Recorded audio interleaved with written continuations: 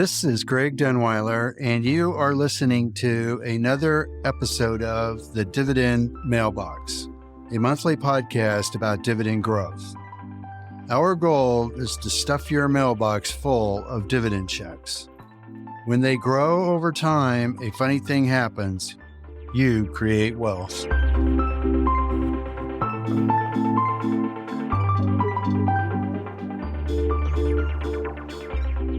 Welcome to episode 58 of the Dividend Mailbox. And today I'm going to unofficially change the name to the Income Mailbox. The reason why I'm kind of putting that little twist on words is we've come to believe and we've experienced, and even somewhat personally, there are times when just the very word dividend tends to imply, well, I'm sacrificing growth, or I'm focusing too much on income. People tend to look at dividends as being conservative, they're for old people, or, we're sacrificing something to get that dividend. Well, in the end, it's income. And we're really going to try to drive that point home today because we're going to look at three different investments. We're going to try to compare apples to apples and really normalize them all just to give you an idea of it's all about income. It's all about income growth and just how important sustainable income growth is. Try to get rid of the stigma that's attached to just the very word dividend.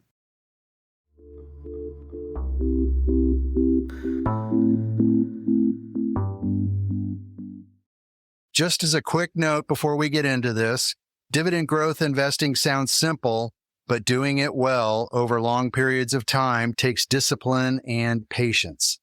These episodes give you pieces of how we think about it, but if you're trying to build wealth, it helps to have a clear framework you can come back to when things get uncomfortable, which is why we wrote Dividend Growth, the Quiet Engine of Wealth. And ultimately, the real goal of it is to help you tune out the noise and make better long-term investment decisions. So if that interests you and you'd like a free copy, you can find it in the show notes or at growmydollar.com/dividend-growth-book. With that, let's get into the episode.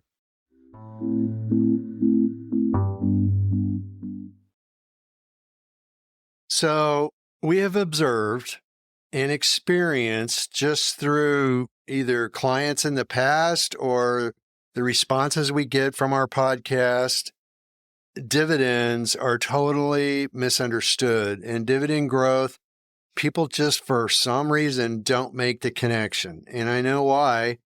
It's because dividend is like a trigger. Everybody associates dividend with, okay, these are just income investments. Well, if you forget about the word dividend and look at what a dividend actually is, it's just a company paying you part of their profits back. And if those profits continue to grow, then what they are paying you, chances are, continues to grow too. It has to be somewhat of a growth company or you can't have sustained dividend growth. What we're doing is we're just managing a business. It's about the income that these assets are producing. They are growth businesses. They're not boring stocks. So I'm going to try to set the record straight and hopefully change your perception on this. Where I'm going to start is, pretty much every investment that's ever made is made for either current cash flow or potential cash flow. There's very few exceptions. Collectibles are one of them. Gold's one of them. You buy it because at some point you think somebody's going to pay you more, and that's where your cash flow comes. That is totally dependent on what somebody else pays you in the future. But in the public markets, pretty much everything is driven by either current cash flow or expected cash flow. A lot of people look at real estate and Occasionally we'll run into, we invest in real estate, so we're not really interested in the stock market. Really, what people are doing when they invest in real estate, unless they're taking a piece of land and developing it or repurposing it, well, guess what? They're buying a dividend, but people don't call it dividend real estate investing. Dividend is nowhere to be found, but the checks show up in the mailbox. It's the exact same thing. So instead of just telling you, we will let you look at 3 real investments that were made over a decade ago, let you determine what the numbers actually say. That is, I think, going to give you a good example of just how cash flow comes into play and how it affects returns. We're going to start in 2013. And in 2013, you had to make a decision of one of these 3 alternatives, and we're going to use the example of holding them all the way to 2036. So you will be in these a total of 23 years, but we've already got 13 years to really start to tell the story. You have $535 million to spend, and you can invest it in one of 3 places. The first choice is you can buy, at that point, what was probably considered the premier building in downtown Denver. It's the 56-story Republic Plaza, and if you're familiar with Denver, they've had some other nice buildings go up, but it's still considered one of the best properties in downtown. All these examples are all cash. We're not going to use debt, although real estate is usually always financed with some debt. But in 2013, the operating income for the Republic Plaza building was $27 million. So after expenses, that's basically what you received. $27 million on a $535 million investment is 5%. That's the return you're getting. Option number 2, you can put $535 million into Sysco, the food distributor. We've talked about it in previous podcasts, and we did the express mail release just a few weeks ago talking about the merger. In 2013, Sysco was about $35 a share on average. That would allow you to buy 15.2 million shares. The dividend was $1.12.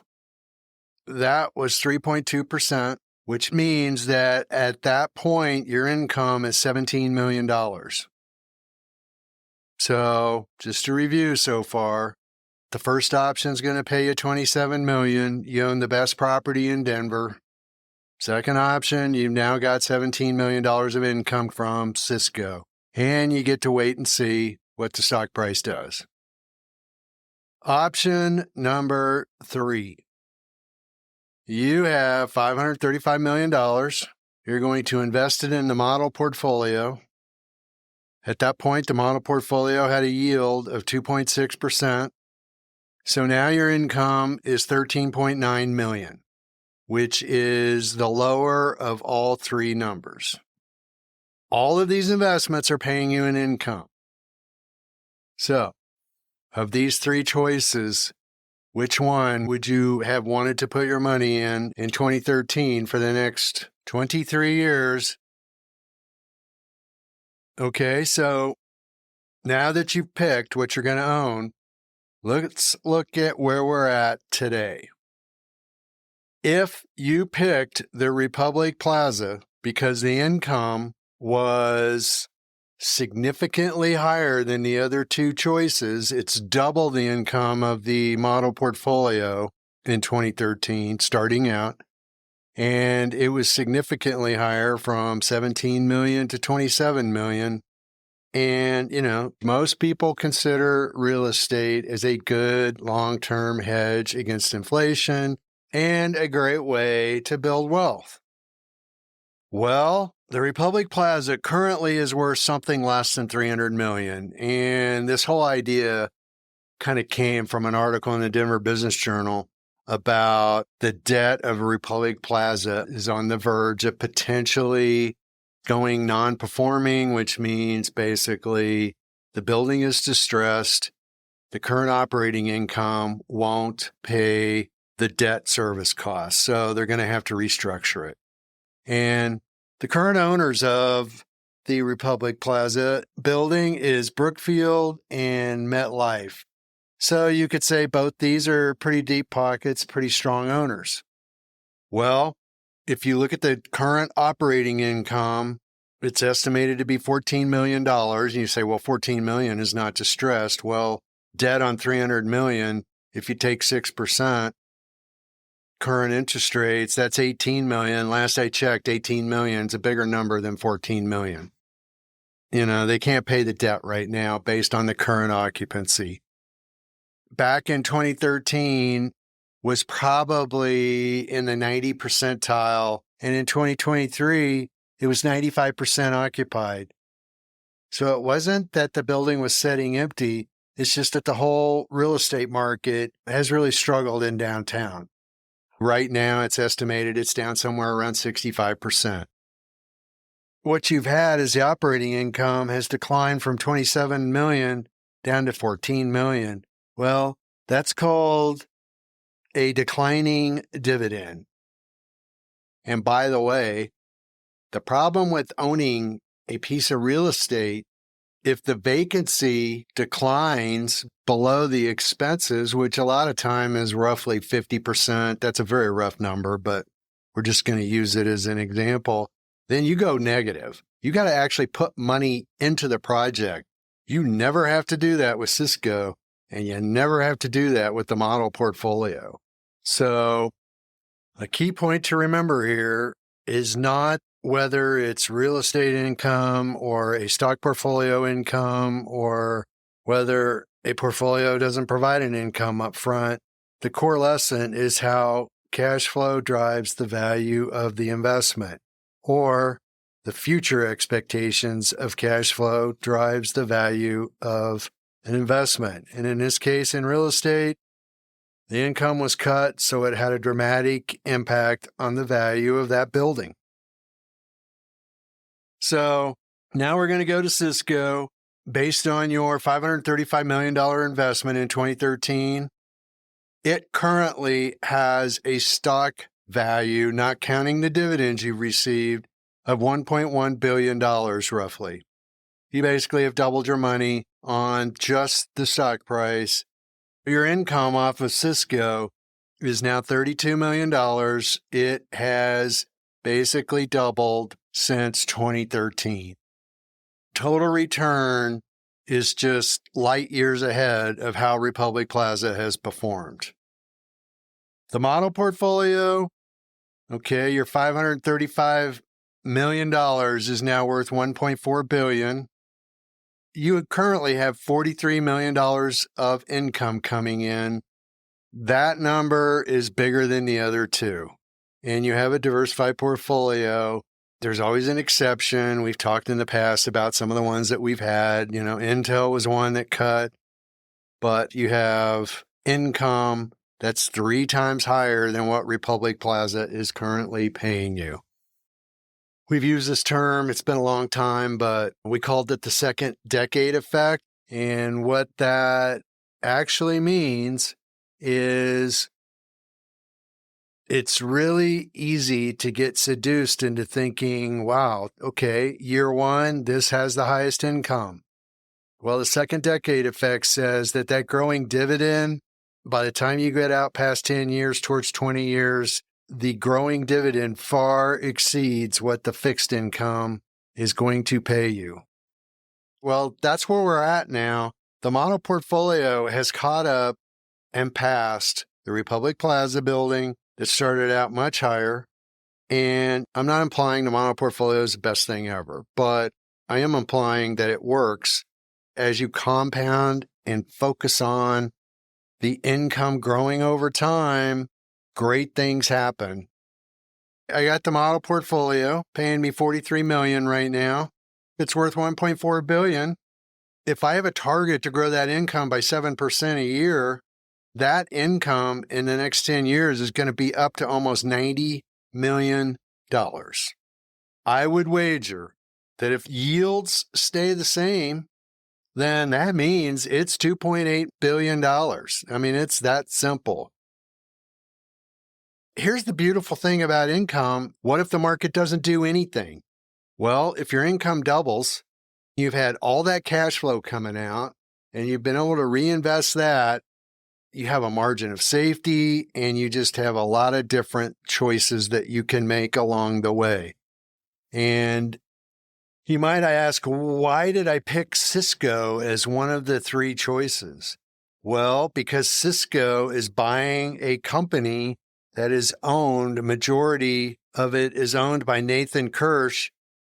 He's going to take some cash in exchange for selling his business, but he's also going to get roughly 64 million shares of Sysco. As of today, with a $2.16 dividend, he's going to get $138 million in checks every year.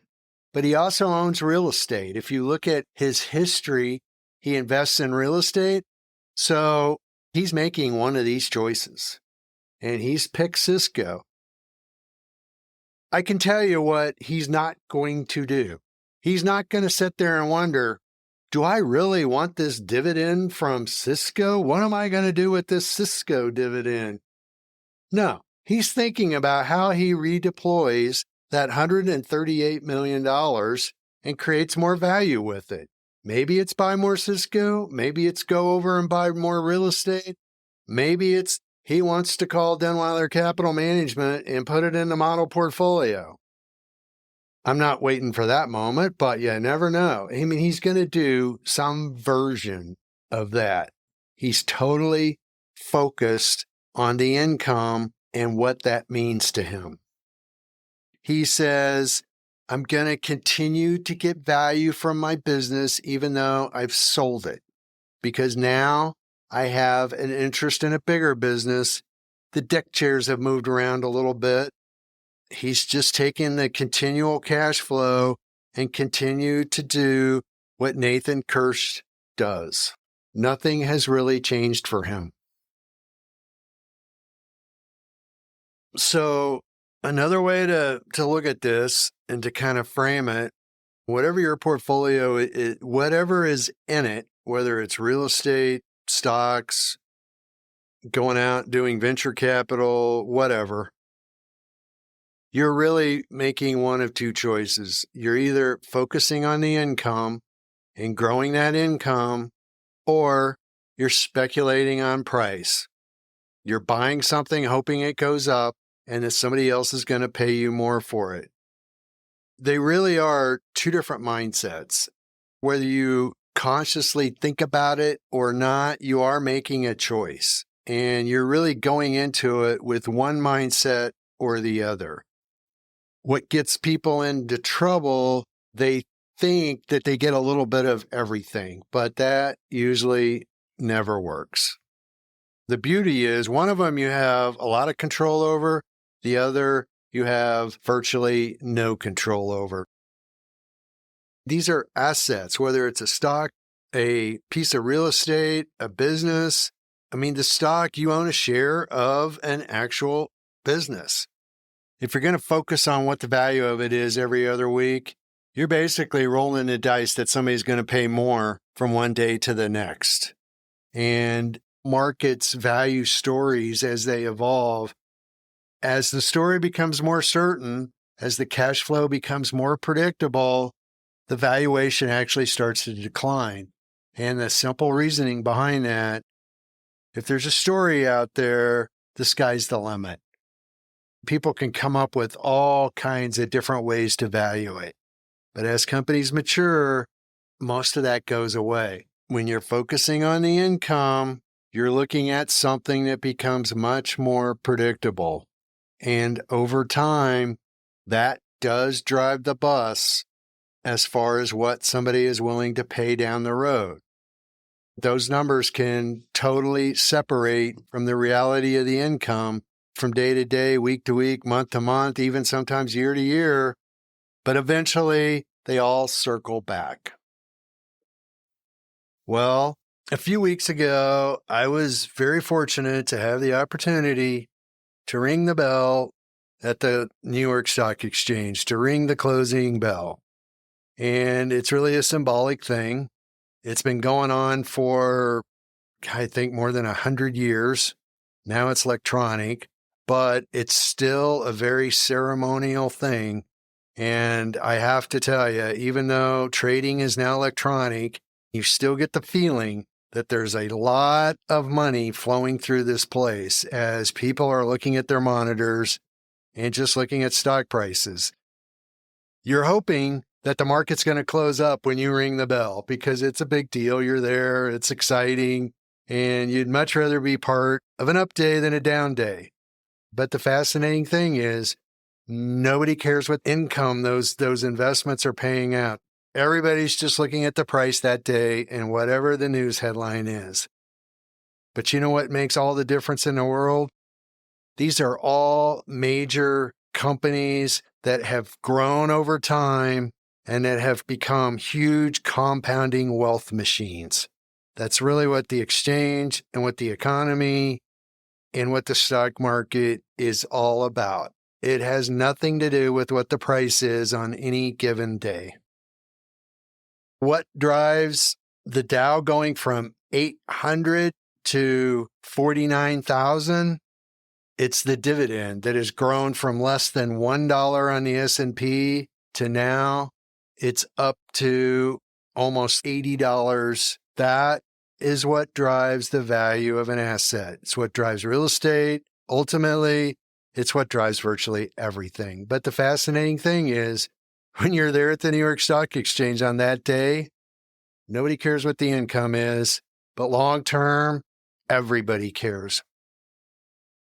Using the S&P 500 and the S&P 1500 going back before 1957, that income has grown by over 6% a year for the last century. 6% a year for 100 years doubles every 12 years. 7%, just one additional percentage point, but remember that is about 12-13% more in income growth a year. Then you're doubling every 10 years, and it's the whole concept of why the model portfolio in 2013 paid $13.9 million, but you get it out to today, which is 13 years later, and we're up to $43 million.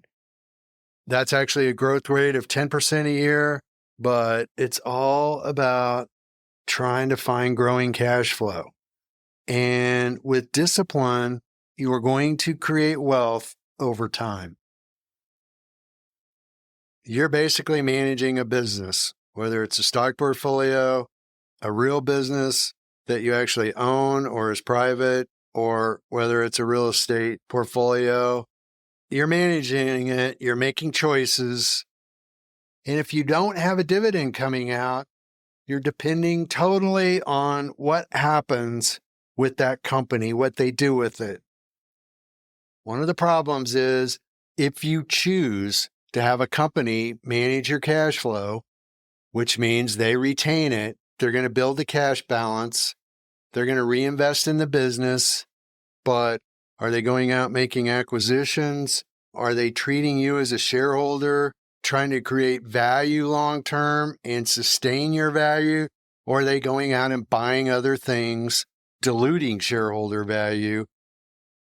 If they have excess cash, then ultimately they're either going to pay it out, part of it to you, or they're going to go in and buy back their own stock to reduce the number of shares out there, which over time helps to create value.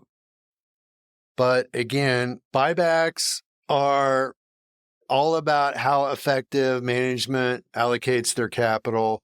They're making a choice of, no, we're going to turn around and buy our own stock, and we think that's better than what you can do with the money.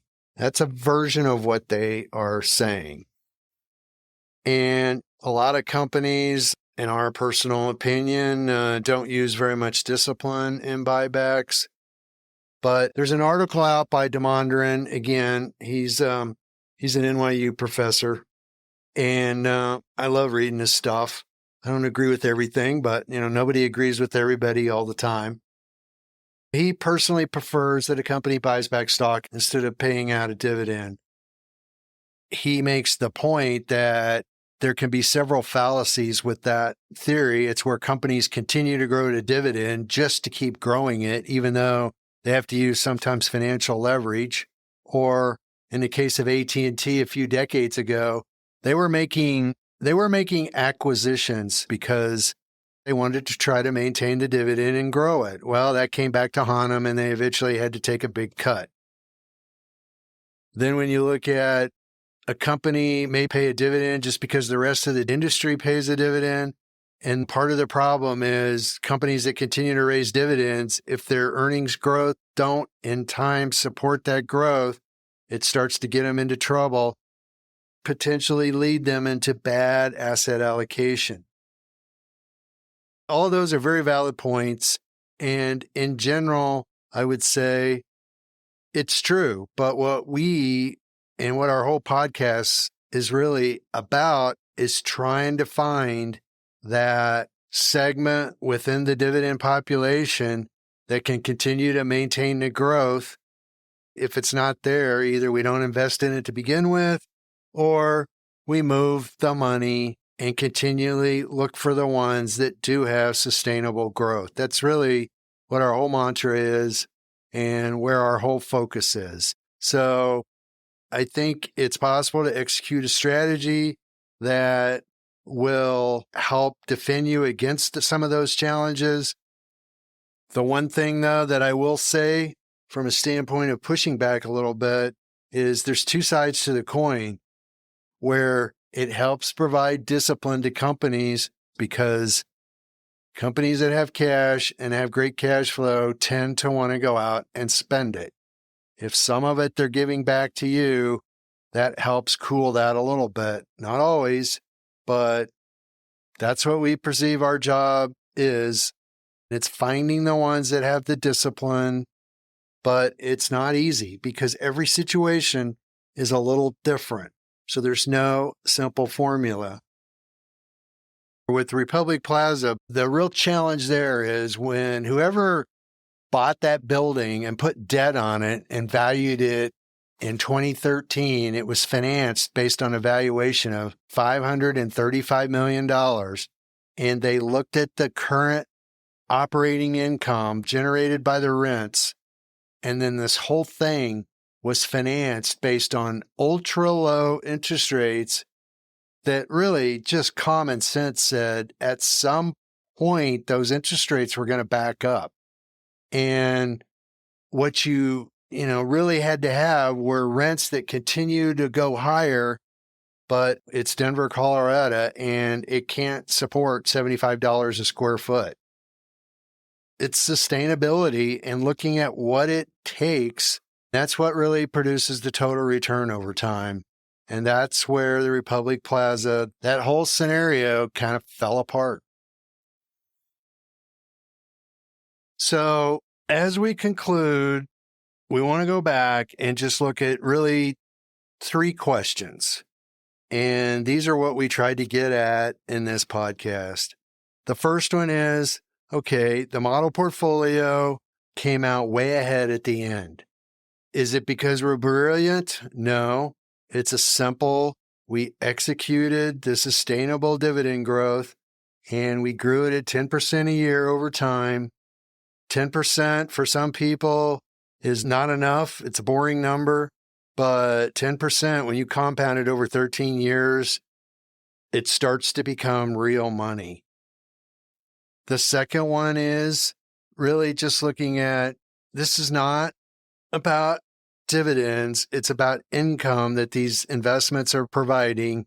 And whether it's a building, whether it's an individual business, whether it's a public stock portfolio, don't frame it as a dividend and that it's only for old people. The third point is, look, this comes down to a simple, from a standpoint of dividends, buybacks, or whether a company just goes out, reinvests in their own business or buys something else. It's whether you want to deploy the capital or whether you want management to do it. And that's another great example of why it pays to really look at them and to try to figure out what's sustainable. Don't just look at what the dividend yield is and what it's been the last year or 5 years. It's all about tomorrow, and Republic Plaza can really teach you that lesson. The reason why we have gravitated so heavily towards treating our portfolio as a growing income stream is it really helps when the market has volatility, what we've seen in the last few months. It gives us a little bit more confidence. What's this thing going to be worth in a year? What's it going to be worth in a decade? It's when things get tough is where the real money is made. It would have been easy to say, I want to set out and wait and see what's going on with the war. Well, guess what? The war is not over yet. There continues to be a lot of uncertainty, but lo and behold, the market's recovered 10% and back to where it was before this started. And if you're fortunate enough to have time or your portfolio is large enough, and these numbers start to get into the 6 digits, 7 digits or more, even as that income gets over 50,000, starts to move up towards 100,000, having that income stream come in, looking out and saying, what else do I want to do? What makes sense? Being patient, having some ideas. It really is sort of like running a small business. And it really gets kind of fun as you can turn around and reinvest and the numbers just keep growing. There's a famous saying, when's the best day to plant a tree? Well, it's 20 years ago. The second best day is today. It's all about you got to get it started. And then over time, you end up with a big tree.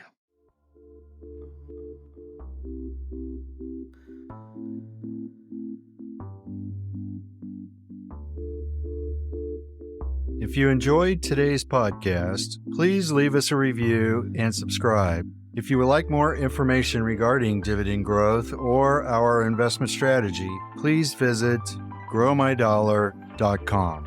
There you will find previous episodes and also our monthly newsletter. If you have any questions or anything to add to today's episode, please email Ethan, ETHAN, at growmydollar.com. Past performance does not guarantee future results. Every investor should consider whether an investment strategy is right for them and all the risk involved. Stocks, including dividend stocks, are volatile and can lose money. Denewiler Capital Management may or may not have positions in the publicly traded companies mentioned herein. Hey there, listeners. If you enjoy this podcast even half as much as we enjoy producing it, show your support by subscribing and leaving a review. It really helps us keep those dividend checks coming.